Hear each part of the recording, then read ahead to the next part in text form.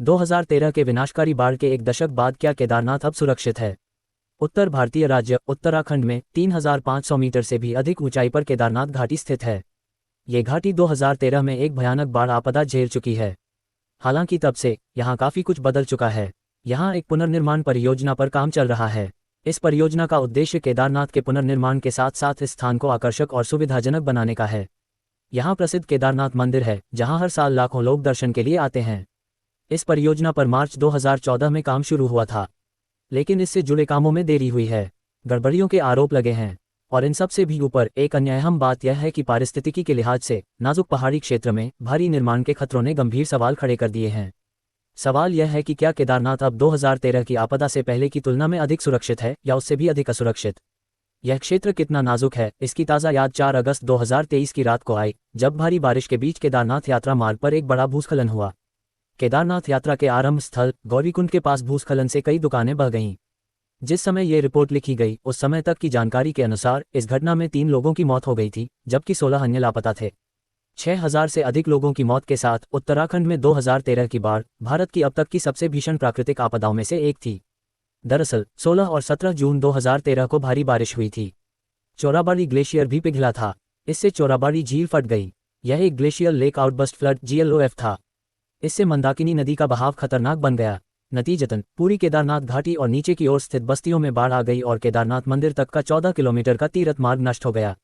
केदारनाथ यात्रा के दौरान पहले पालकी ढोने का काम करने वाले रोशन उस दिन को याद करते हुए कहते हैं, मैं बाढ़ के दिन केदारनाथ के पास रामबाड़ा गांव में था।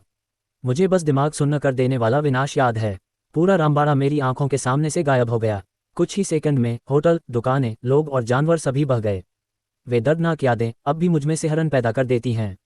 रोशन बुजुर्ग या कमजोर तीर्थयात्रियों को अपनी पालकी से उनके गंतव्य तक पहुंचने में मदद करते थे। Wadia institute of Himalayan geology के वैज्ञानिक मनीष मेहता का कहना है कि चोराबाड़ी झील से भविष्य में GLOF का खतरा कम हो गया है। वह द थर्ड पोल को बताते हैं, चूंकि चोराबाड़ी झील ने अपनी सभी सीमाओं को तोड़ दिया है, यह अब एक मार्ग में बदल गया है, जिसका मूल अर्थ यह है कि इसमें कभी भी पानी नहीं रह सकता है। लेकिन पर्यावरण वैज्ञानिक रवि चोपड़ा इस आशावादी आकलन से असहमत हैं और क्षेत्र में जलवायु परिवर्तन के खतरनाक प्रभावों की चेतावनी देते हैं। उनका कहना है, ग्लेशियरों का विखंडन हो सकता है, इससे झीलों का निर्माण हो सकता है। जाहिर है, इसीलिए चोराबाड़ी झील के आसपास के क्षेत्रों में हिमनद झील के फटने की संभावना को कभी भी नज़रअंदाज नहीं किया जाना चाहिए।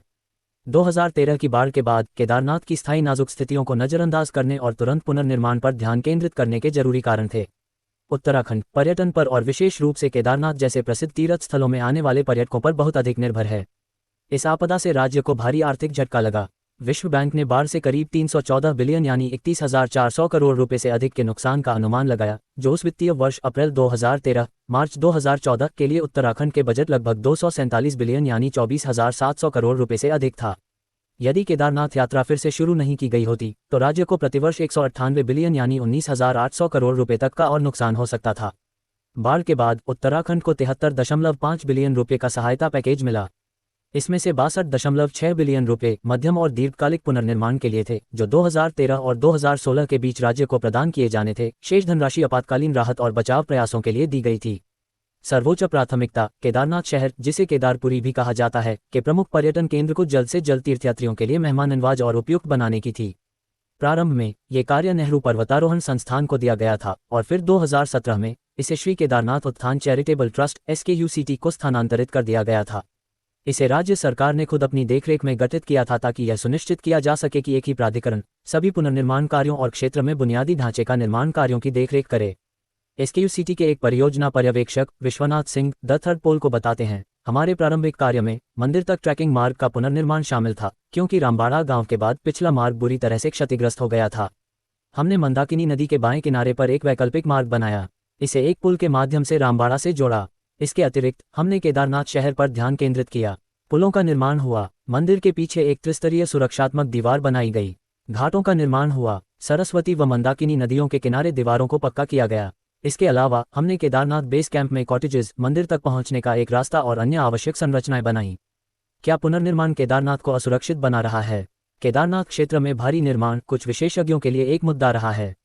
उत्तराखंड सरकार के आपदा प्रबंधन विभाग के एक स्वायत्त संस्थान आपदा न्यूनीकरण और प्रबंधन केंद्र के 2014 के एक अध्ययन में केदारनाथ क्षेत्र में भारी निर्माण के खिलाफ स्पष्ट रूप से चेतावनी दी गई थी। 2013 की आपदा के तुरंत बाद हुए अध्ययन में कहा गया था कि मंदिर टाउनशिप में किसी भी नए निर्माण की अनुमति नहीं दी जानी चाहिए। हालांकि मंदिर से संबंधित आवश्यक सेवाओं के लिए जिम्मेदार लोगों के लिए छोटी और हल्की संरचनाएं बनाई जा सकती हैं। मंदिर टाउनशिप में ताज़ा मलबा और बोल्ड जमा हो गए हैं और अगर इनके साथ कोई छेड़छाड़ की जाती है तो इससे कटाव की गति तेज होने का खतरा पैदा हो सकता है।